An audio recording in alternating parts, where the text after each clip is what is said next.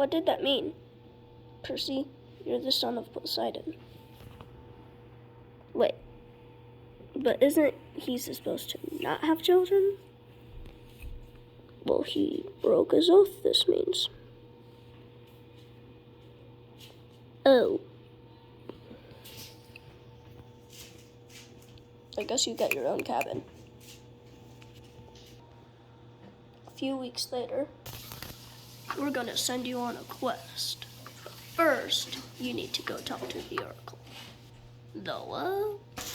You will go to the underworld, and you'll find what you need to find. A friend will betray you, and you will fail at what matters most.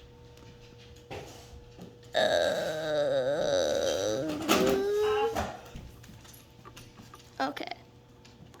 So, what did he say? I'm gonna go to the underworld, and I'll find what I need to find. Anything else? No.